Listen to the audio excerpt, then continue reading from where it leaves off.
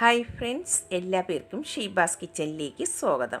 ഇന്ന് ഞാൻ വന്നിട്ടുള്ളത് നല്ല ടേസ്റ്റി ആയിട്ടുള്ള ചെറുപയർ കറിയുടെ റെസിപ്പിയുമായിട്ടാണ്. വളരെ ഈസി ആയിട്ട് തന്നെ നമുക്കിത് തയ്യാറാക്കി എടുക്കാൻ പറ്റും.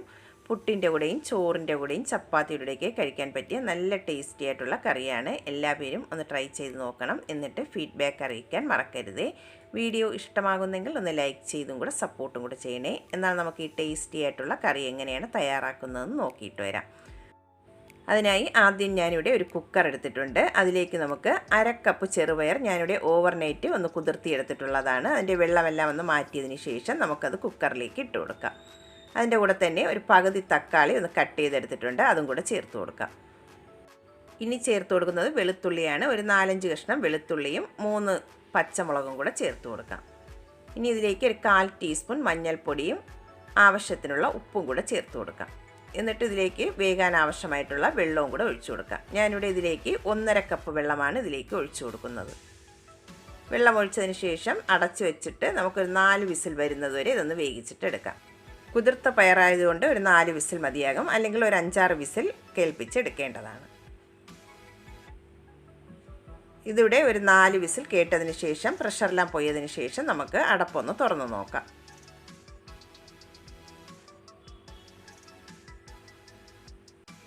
പയറിവിടെ നന്നായിട്ട് ഇനി ഒന്ന് കുക്കായി വന്നിട്ടുണ്ട്. ഇനി നമുക്ക് ഒരു സ്പൂൺ കൊണ്ട് ഇതൊന്ന് ഉടച്ചെടുക്കാം.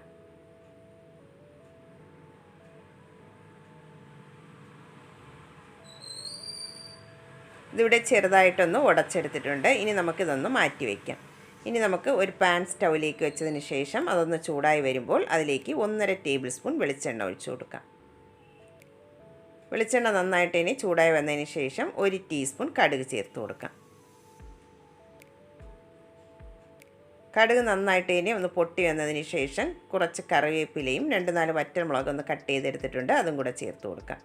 അതും കൂടെ ചേർത്ത് ഒന്ന് മൂത്ത് വന്നതിന് ശേഷം നമുക്കതിലേക്ക് ഒരു ചെറിയ സവാള ചെറുതായിട്ടൊന്ന് കട്ട് ചെയ്തെടുത്തിട്ടുണ്ട്, സവാളയും കൂടെ ചേർത്ത് കൊടുത്ത് നന്നായിട്ട് ഇനി സവാളയും ഒന്ന് വഴറ്റിയിട്ടെടുക്കണം.